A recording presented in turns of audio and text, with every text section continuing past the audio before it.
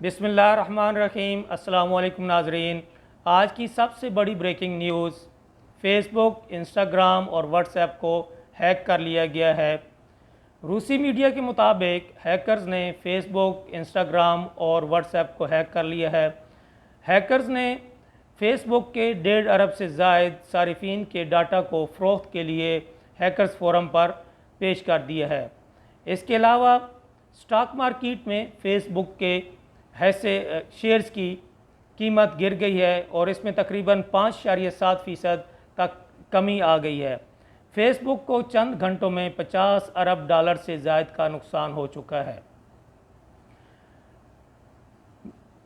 روسی میڈیا کے مطابق صارفین کے e mails, phone number, location اور یوزر آئی ڈی کو فروخت کے لیے ہیکرز فورم پر پیش کر دیا گیا ہے اور اس وقت فیس بک کی انتظامیہ اور واٹس ایپ کی انتظامیہ کی طرف سے یہ پیغام دیا گیا ہے کہ ان کے علم میں ہے کہ دنیا کے مختلف ممالک میں فیس بک اور واٹس ایپ کی سروس اویلیبل نہیں ہے اور فیس بک اور واٹس ایپ کی انتظامیہ اس سروس کو بحال کرنے کی جدوجہد کر رہی ہے اور جلد سے جلد اس کو بحال کرے گی۔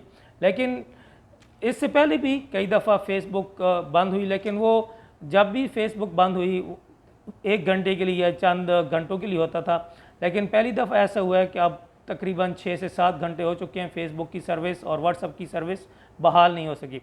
ایسے لگ رہا ہے کہ اس دفعہ جو بھی ہیکنگ کی گئی ہے وہ بہت ہی شدید نوعیت کی ہے اور اس سے نبردست ہونے کے لیے فیس بک کو اور واٹس ایپ کی انتظامیہ کو بہت زیادہ جدوجہد کرنی پڑے گی۔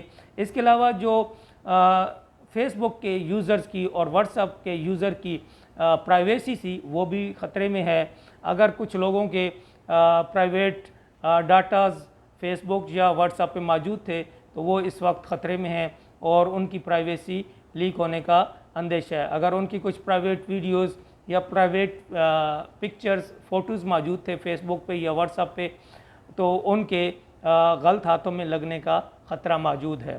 تو دیکھتے ہیں، یہ تاریخ کی سب سے بڑی ہیکنگ ہوئی ہے جس میں 1.5 ارب لوگوں کا ڈاٹا رسک پر ہے، خطرے میں پڑ گیا ہے۔ 1.5 ارب لوگوں کی پرائیویسی وہ خطرے میں ہے۔ اب فیس بک پہ اور واٹس ایپ پہ اس اٹیک کی، سائبر اٹیک کی کیا وجہ ہو سکتی ہے؟ اس کی مختلف وجوہات ہو سکتی ہیں۔ اس میں فیس بک کی بائس پالیسی بھی ہو سکتی ہے۔ اس کے علاوہ فیس بک کا بزنس ہو سکتا ہے، فیس بک کی جو دوسرے رائیولز ہیں سوشل میڈیا پہ تو وہ بھی ہو سکتے ہیں۔ مختلف وجوہات ہو سکتی ہیں اس کے پیچھے، لیکن اس کی اصل وجوہات کا ابھی معلوم نہیں ہے کہ کن لوگوں نے کن مقاصد کے لیے یہ سائبر اٹیک کیا ہے اور فیس بک کو ہیک کیا ہے۔ تو مزید معلومات کے لیے کہ اس پورے معاملے کے پیچھے کیا وجوہات تھی، کیا معاملہ تھا، کس وجہ سے یہ ہیکنگ ہوئی ہے اور اس میں کیا آیا یہ ہیکنگ ہی تھی جیسے کہ روسی میڈیا کہہ رہا ہے یا اس میں کوئی فنی خرابی ہے، لیکن لگتا یہی ہے کہ یہ ہیکنگ کا چانس زیادہ ہے۔ فنی خرابی ہوتی تو اس وقت تک وہ دور ہو چکی ہوتی، لیکن یہ نظر ایسے آ رہا ہے جیسے ہیکنگ ہوئی ہے اور اس ہیکنگ کی وجہ سے فیس بک کو بھی نقصان ہوا، مالیاتی نقصان، اور دوسری طرف جو فیس بک کے صارفین ہیں ان کا جو پرائیویٹ ڈاٹا تھا اس کے بھی لیک اور چوری ہونے کے امکانات موجود ہیں۔ اب دیکھتے ہیں کہ فیس بک کی انتظامیہ اس معاملے سے کس طرح سے نبرداز ہوتی ہے اور آیا وہ اس ویب سائٹ کو دوبارہ ریکور کرنے میں کامیاب ہوتی ہے یا نہیں ہوتی، اور اگر کامیاب ہوتی ہے تو اس فورم پہ موجود کتنے لوگوں کی جو اکاؤنٹس ہیں یا ڈاٹا ہے اس کو کیا ڈیمیج ہوتا ہے۔ اسی طرح سے فیس بک نے پچھلے دنوں مسلم ورلڈز میں مسلمان جو یوزر تھے ان کے بہت زیادہ اکاؤنٹس کو سسپینڈ کر دیا تھا مختلف وجوہات کی وجہ سے۔ تو دیکھتے ہیں کہ جب فیس بک کی یہ ہیکنگ ختم ہوتی ہے تو آیا وہ سسپینڈڈ اکاؤنٹ دوبارہ بحال ہو جاتے ہیں یا جو اکاؤنٹس موجود ہیں وہ بھی ڈیلیٹ ہو جاتے ہیں۔ تو یہ صورتحال اب وقت آنے پہ پتہ چلے گا مے بی 1-2 دنوں میں کہ اس کے پیچھے کیا وجوہات تھیں، کس طرح اس کی ہیکنگ ہوئی، کس نے ہیکنگ کی، کہاں سے یہ ہیکرز آپریٹ کر رہے تھے اور ان کے کیا مقاصد تھے۔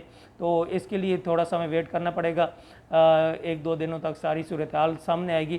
لیکن یہ سوشل میڈیا کی اور کمیونیکیشن کے دنیا کی ایک بہت بڑی ہیکنگ ہے، ایک بہت بڑا سکینڈل ہے جس کے اندر لوگوں کی پرائیویسی اسٹیک پہ لگ گئی ہے، اور یہ جو اسکینڈل ہے یا یہ جو ہیکنگ ہے یہ عام لوگوں کو بھی یہ ایک سبق دے رہی ہے کہ وہ اپنا پرائیویٹ ڈاٹا یا اپنا سینسٹیو ڈاٹا کبھی بھی سوشل میڈیا ویب سائٹس پہ نہ ڈالیں، اور کبھی بھی ایون اپنے موبائلز میں بھی نہ رکھیں۔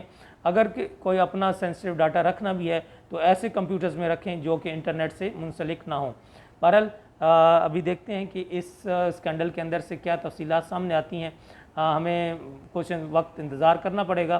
تو جب کوئی نئی اپڈیٹ آئے گی تو انشاءاللہ آپ کی خدمت میں دوبارہ حاضر ہوں گا اور آپ کو اپڈیٹ سے آگاہ کروں گا۔